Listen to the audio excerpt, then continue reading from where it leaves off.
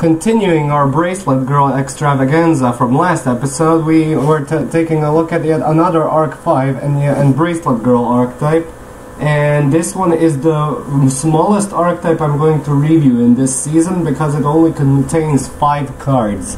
They are Windwitches from Yu-Gi-Oh! Arc 5. They appear very, very late in the show because they were used by my least favorite Bracelet Girl, and that is Rin, which is the Synchro Dimension counterpart. And yeah, she ranks lower on the list because, along with Ruri, which is another Bracelet Girl, which we'll be taking a look at later, they never dueled outside of a so-called brainwashed state. So yeah, I wish they've seen more action in like a normal duel where they weren't brainwashed. But anyway, yeah, I'm sorry, I'm recovering from a cold, so yeah, I might cough here and there.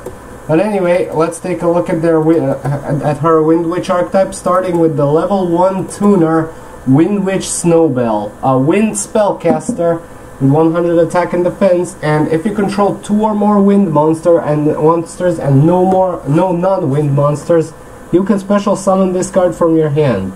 A wind synchro monster that was summoned using this card as a synchro material cannot be destroyed by your opponent's card effects.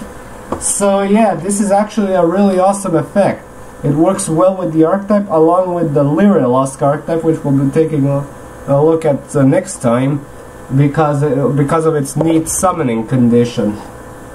And yeah, it's a target for 1/1, so bonus points there. And I say this is a really nice level 1 tuner, which is really awesome for this archetype. Next up is the level 3 Windwitch Icebell. It's a spellcaster with 1000 attack and defense, and the effect, if you control no monsters, you can special summon this card from your hand.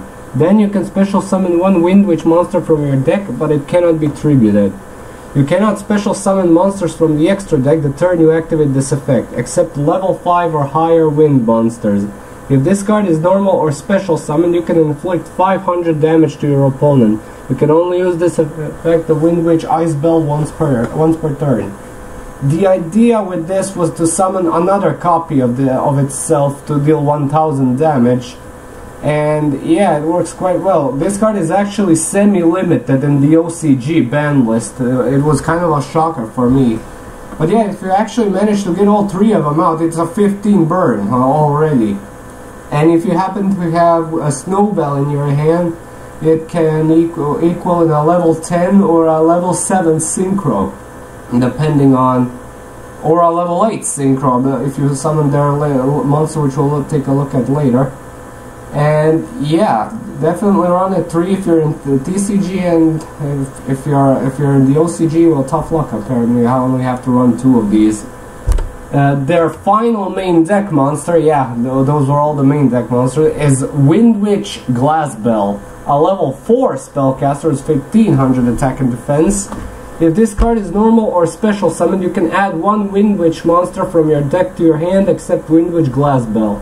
Also, you cannot special summon monsters for the rest of this turn except wind monsters. You can only use this effect of Windwitch Glassbell once per turn.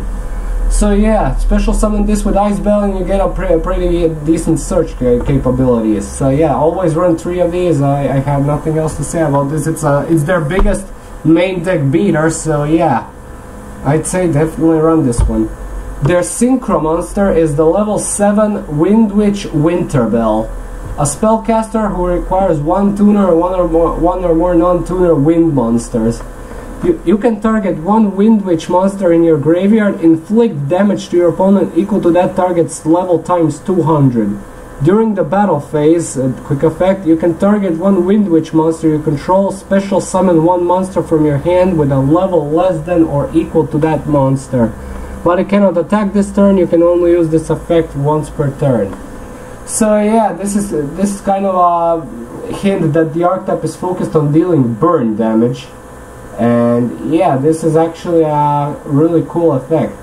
Both of these effects are once per turn, but you can use both of them in the same time, which is a bummer with some cards. Like Priestess with the Eyes of Blue. I still cannot believe how bad that card is. But yeah, this is a really nice card. It's their archetypal synchro monster. It's a nice beater. However, we still have one more card to look at, and that is Windwitch Crystal Bell, a level 8 fusion monster. And you're probably wondering, where the heck did this fusion monster come in? Well, the rest of the archetype screams synchro spam.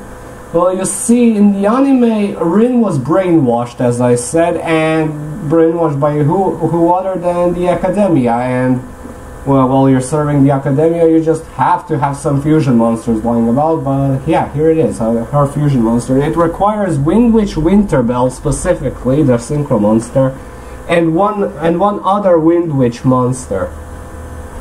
It's their biggest beater, I'll give them that.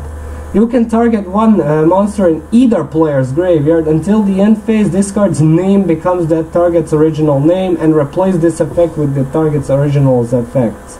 If this card is in your possession, is destroyed by your opponent's card by battle or card effect and sent to the graveyard, you can target one Windwitch Winterbell and one level 4 or lower Windwitch monster in your graveyard, special summon them.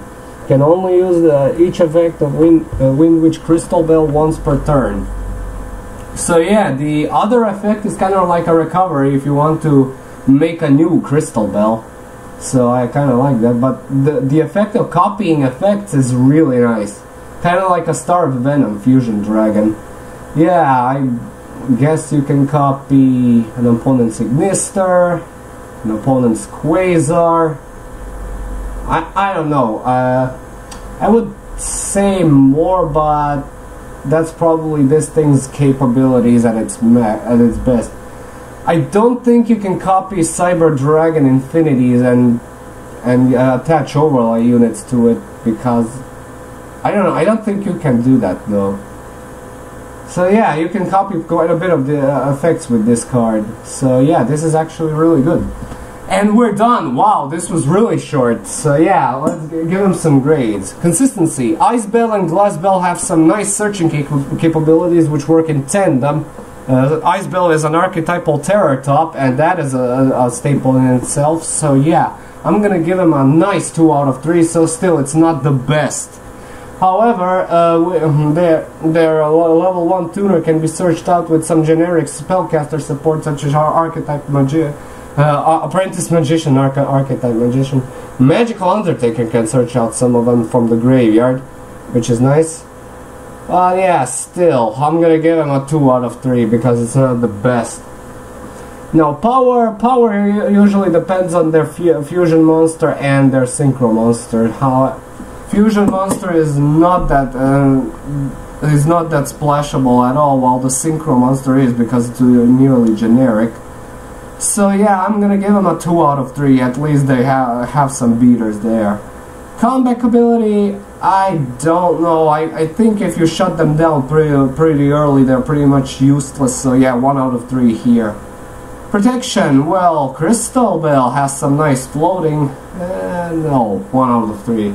And as for the versatility, I'm gonna give them a 2 out of 3 because they are kind of splashable in Speedroids and vice versa. Oh, Yugo X Rin, the fan fiction speaks again, just like in the previous video. But yeah, this was actually a mediocre at best archetype. I didn't expect much of them, but yeah, they can make some nice casual plays at some point. But if you splash them with Speedroids, yeah, they can be a bit better because Speedroids is also a wind archetype. I'll look at them at some point, but next time we'll be continuing on to our next bracelet girl, which is Ruri, because Yuzu is going to get her spotlight someday in the 2nd season. So yeah, thank you all so much for watching. Stay tuned for more videos, updates and updates. Comment, like, and subscribe. And as usual, I'll upload the next vid whenever I can. See you all, have a good day, and peace.